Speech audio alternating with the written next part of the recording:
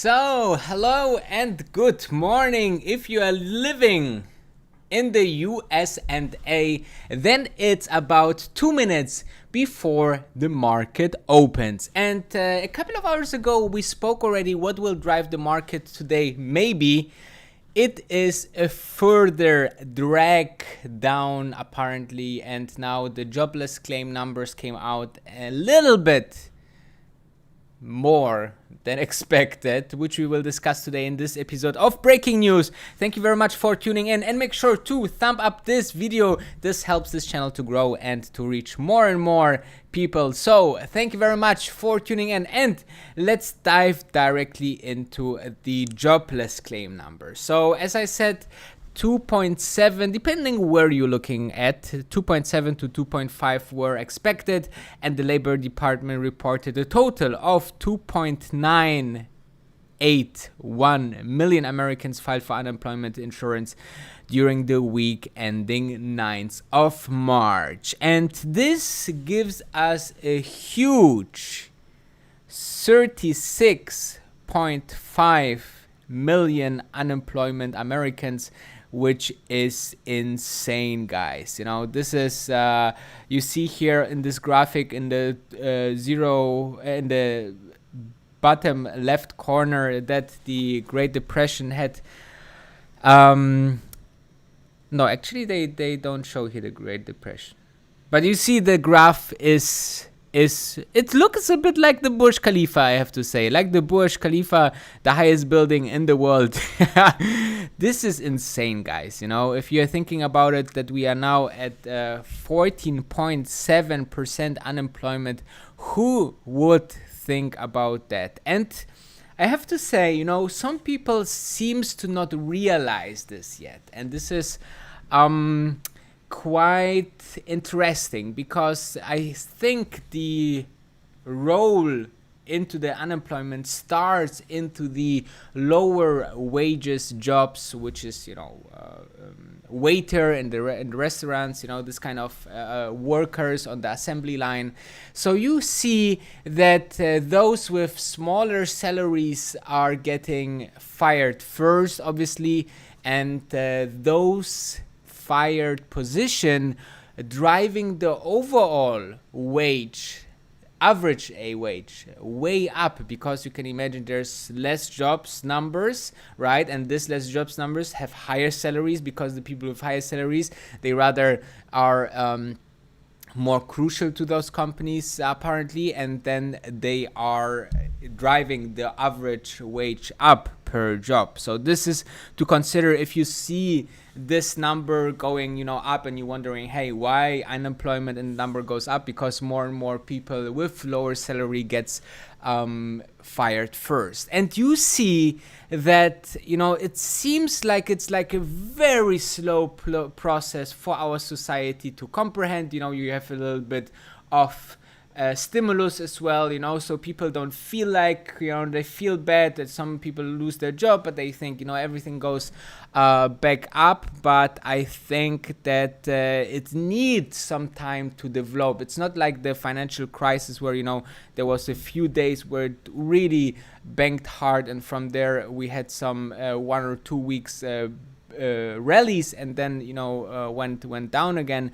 It's a little bit different this time. And also, if you are seeing this news lines here, for example, from the WHO warns it could take up to 5 years before the current situation is under control.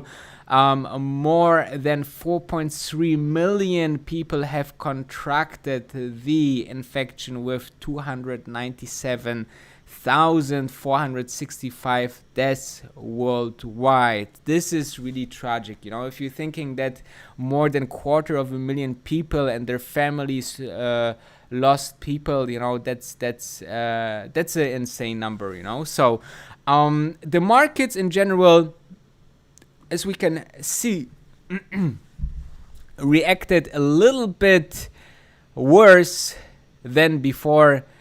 The job data seems to impact the market a little bit. So upper column, you see that this is the numbers that we talked this morning, so it didn't look well already this morning, but now after the jobless claims, it went further down. The S&P futures are minus 0.86, Dow Jones minus 1.12, and the Nasdaq futures, the index that just rose 6-7 days in a row, is now dropping as well. But those are the numbers that were when we were actually, when I was preparing this vlog.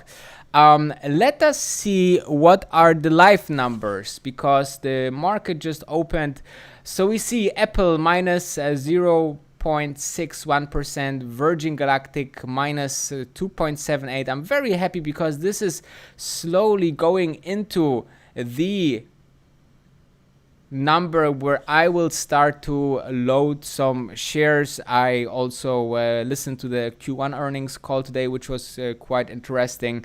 And then you see that Beyond Meat, Tesla, all the growth companies out here are actually losing. Shopify not that much, Win a little bit more, Amazon minimal, and the S&P 500 is down 1%, and the Dow Jones minus 1.13%. Netflix is gaining, and crude oil as well. The June and July contract is also gained about 3%. Now, what will be very interesting for myself, guys, is that what about if this will expire? So the June contract should be expiring about on the 20th of May, which we remembered that last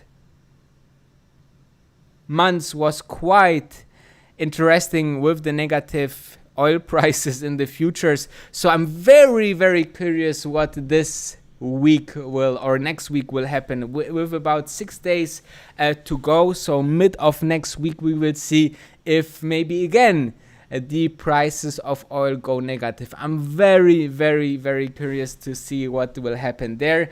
I'm not trading this one because it's just so unbelievable difficult, you know. So you see, the market is a little bit down today, not that much, but a little bit affected by the jobless claim numbers apparently.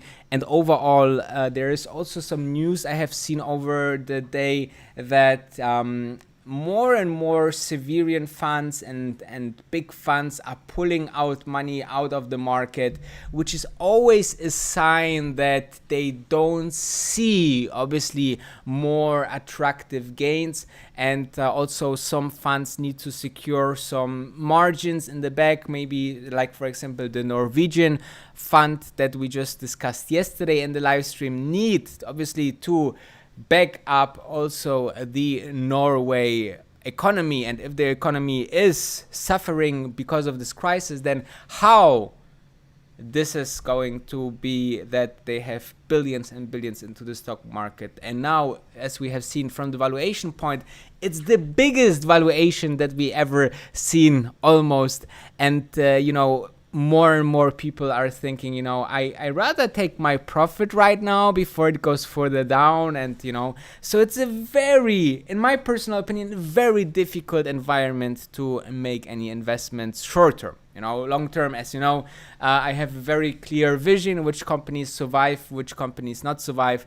And today, my daily vlog in about a couple of hours will be if you can find some undervalued stocks out there. This will be a very interesting one because I will talk about how you can find those undervalued stocks with some examples without saying you, hey, these are the 3 top stocks that you need to buy or watch, but you know, you will get like a feeling what you need to do in this market to find undervalued stocks. This is very much what I look up to. And yeah, thank you very much. And make sure to thumb up this video because this is helping the channel, and obviously I'm appreciating every support out there.